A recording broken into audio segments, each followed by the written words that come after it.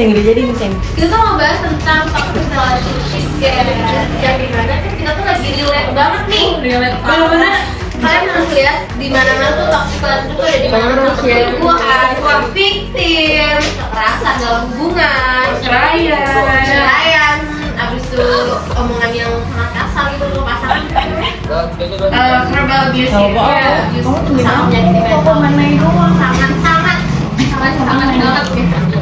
Oke, langsung aja kita mulai. Oke. Zoom aku ngapain kamu mulai? Jadi kalian pernah gak sih ngerasain kayak toxic Enggak, aku megang kamera. di dalam hubungan kalian? Gue mau nanya dulu yang pernah. Iya. Enggak, maksudnya pun Gue bakal cerita mungkin dari mantan gue yang bisa dibilang pertama kali kali ya. Dan gue tuh mantan yang bener-bener dia tuh nggak peduli ada hidup gue dan kayak gue nggak diatur banget. Jadi tuh gue kayak seolah iya, gue mau tahu. Dia tuh nggak mau tahu kabar gue pokoknya bener-bener nggak peduli. Gue dibikin feeling lonely kayak dia pacar tapi kayak nggak ada hal. Dia bilang pernah ngerasain kayak gitu. Itu tuh kayak apa ya? Jadi kita gak ada feeling gitu di mata dia gitu ya. Kayak kita kayak gak berharga banget kita nurunin isi kita udah, kita nurunin materi kita udah effort segala macam, tapi dia gak pernah lihat. BTW, kalau apa ya sambil makan kita mau belajar apa ya? Jalan-jalan, kamu mau gak? Makan-makan ya, Pak. Santai.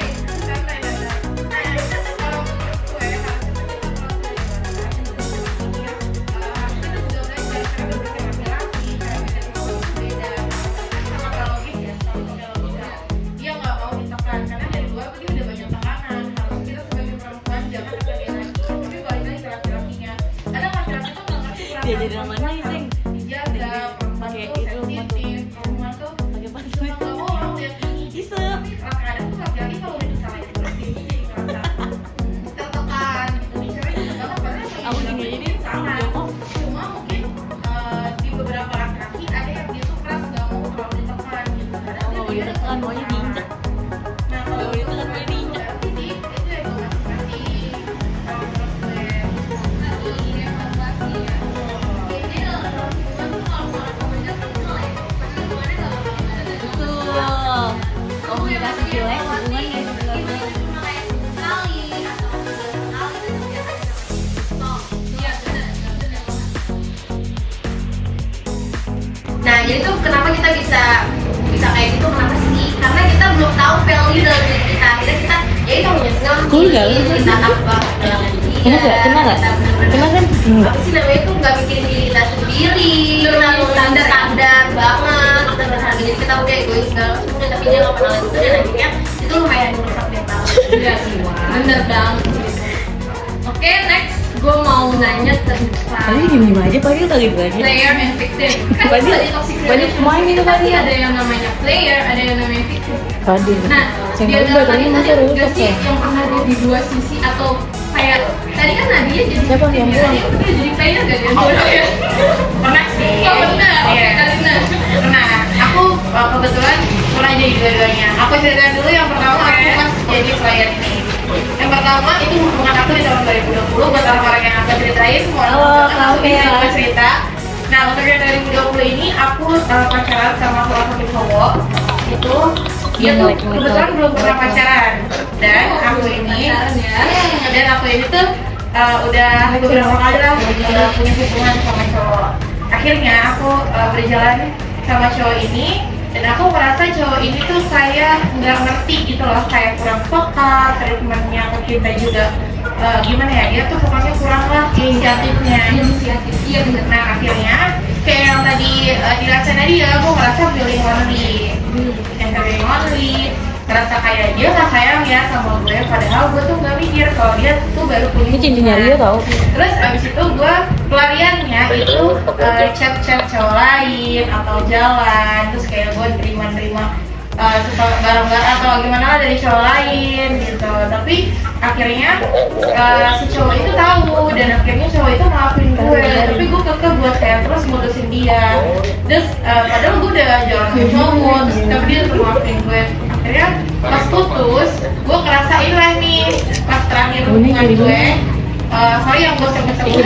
Pokoknya tadi hubungan gue itu ada salah satu cowok itu pacaran lumayan lama, lebih dari setahun. Dan itu gue ngerasa ini paling parah banget toksiknya.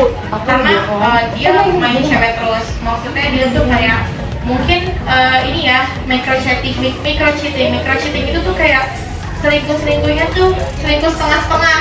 Kayak misalnya cuma chat-chat cewek lain atau genit. Nah terus dia tuh kayak nggak intinya ya sebenarnya yang gue rasain itu kayak yang gue tangkap dari toxic relationship itu ego sih sebenarnya. Kayak ego kita tuh buat ngertiin pasangan kondisinya maksudnya tuh pasangan kita tuh kondisinya seperti apa sih gitu loh. Misalnya kayak waktu gue sama yang tahun 2020 tuh harusnya saat itu gue lebih mengerti keadaan dia karena harusnya gue tuh lebih kayak ngasih tahu dia, nggak harus kode-kode gitu. Gue harusnya langsung ngomong itu dan dia malah gue nya maunya di ngertiin terus. Itu ego gue nggak mau ngasih tahu. Dan yang gue rasain tuh sama kalau untuk yang terakhir hubungan gue, dia tuh sebenarnya cuma ngasih tahu tapi dia banyak juga yang dipendam. Egonya dia tuh juga sebenarnya pengen di ngertiin, cuma gue itu cuma nggak bisa ngertiin. Kepekaan lah ya. Iya, kepekaan. Dan akhirnya gue ngerasain di posisi itu. Terus sih karma itu ada sih. Hati aja. Iya. Apa yang gue tangkap dari Karissa mau dikirim story dia. Jadi untuk fulfill our feelings itu kadang kalau nggak dapet dari pasangan kita ya kita cari dari Didit luar. minta apa memang enggak ayo cewek Didit mau cewek Kita juga salah kalau misalnya kita udah bilang kita ngomong tadi naik sih nggak tahu komunikasinya juga harus bisa gitu doang anjir. Tapi menurut gue ya kadang cowok tuh kan kadang egonya besar ya. Kadang bener kan nih cowok yang laki-laki nih. sebagai laki-laki Iya, nggak mau dipojoki, nggak mau disalahin terus. alasannya ada Jawa apa ya? bener ya. Jadi egonya masih belum bisa Dia nyari perempuan tuh yang mau nurut, semuanya menurut. Oke, gue mau nanya nih kalau dari perspektif lo untuk milih perempuan tuh gimana sih dari nikah, dari nikah, gimana sih kan? Kalau gua nyari yang perempuan itu yang ngaco.